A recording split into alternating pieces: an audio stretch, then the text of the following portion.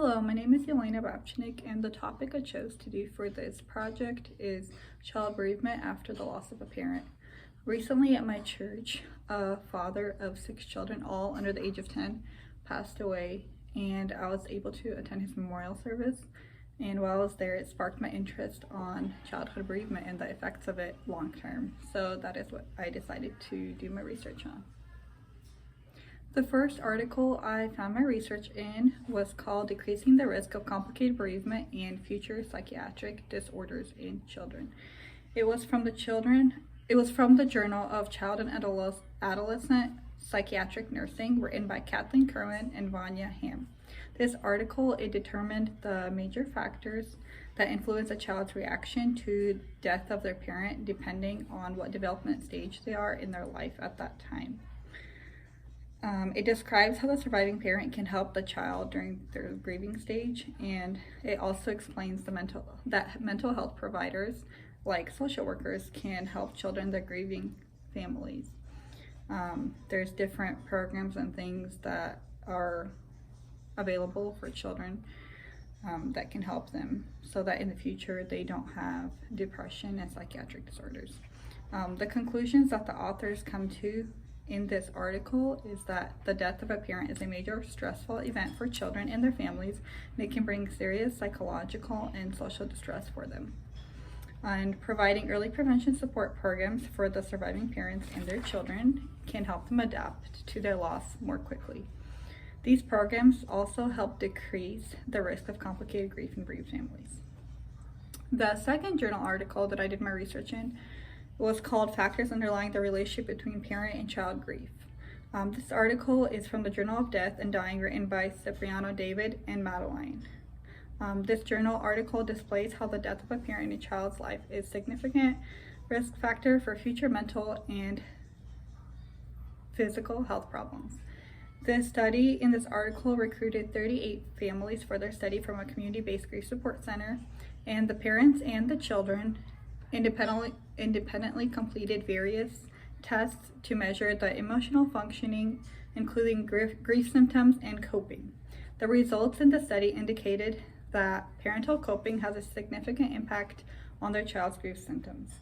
In this article, David and Madeline conclude that by focusing on parent coping, we can help bereaved children adapt to their loss and have less anxiety and depression in the future in relation to the death of their parent.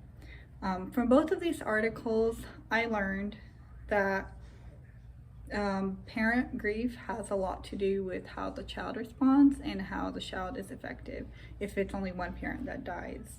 A lot of time, if the father dies, the mother may be less available, as if she's in depression and she doesn't take good care of the children, then the children are impacted by that.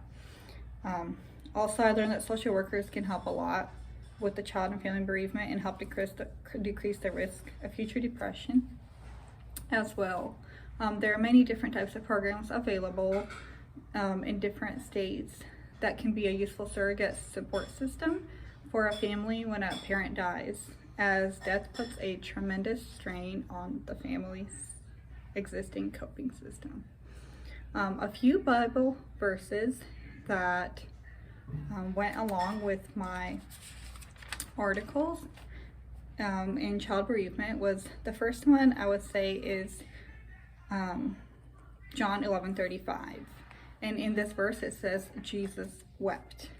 The death of a parent or family member is truly hard on a person, and even if the person lost was a believer, it's still not easy to have them leave, especially if it's a sudden death, a sudden bereavement.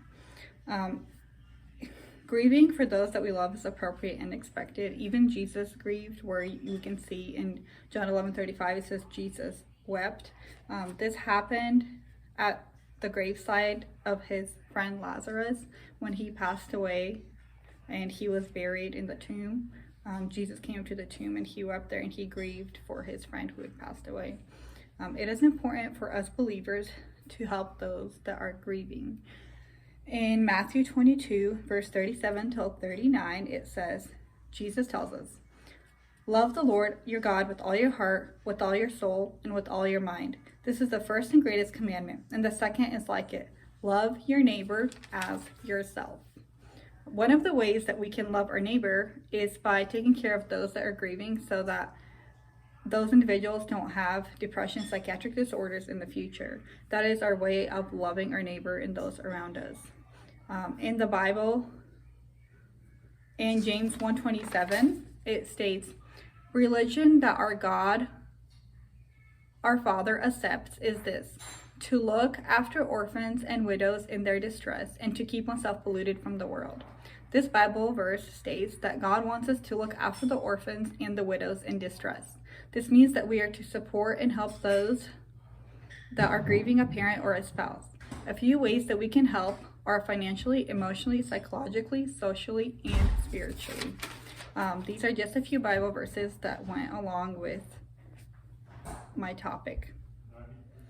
There are 6 core social work values, and I am going to go through 2 of them that I believe were displayed in my biblical lens. One of the ones I believe that was displayed was the social work value of service. The social work value of service is helping people in need and to address social problems. We as social workers have a primary mission to enhance human well-being. Helping children and families during their bereavement and grieving period is a great help to them as well as to the society as a whole, and that is the act of service in the society. Another social work value that I believe was displayed in this biblical lens is the importance of human relationships. Jesus tells us to love our neighbors as ourselves. One way we can love people is by supporting them and helping bereaved families who are at risk of depression and future mental disorders. And as stated in the beginning, what sparked my interest in this topic was when the father of 6 at my church drowned and left behind his wife and his children, and I was just wondering how the children would be affected in the future growing up without their father, especially with the mother grieving and not doing so well herself. My dad's mother, he told me the other day also how she had passed away when he was a young child, and it affected him greatly because his father wasn't fully there for him as he was grieving, as well as he didn't have a mother or motherly figure to ask him how he's doing or what's going on because the father had other responsibilities to worry about and get used to doing the roles of the mom as well as the father. And I wanted to learn more how the death affects other children as well, and how social workers can help those children. There are various programs I read about that are in the first article. There was a few that I talked about. I am not sure if in this field that is where I would want to work. I think that's an awesome place and an awesome position to be in and be able to help these children. But I personally believe that God has called me to work with the elderly, and I would love to work in the bereavement area with elderly or just at a senior center. But I do think this is a very important subject that many people don't know about how children are affected. I know mostly it's talked about abuse, but not as much about bereavement and if a child's parent passes away.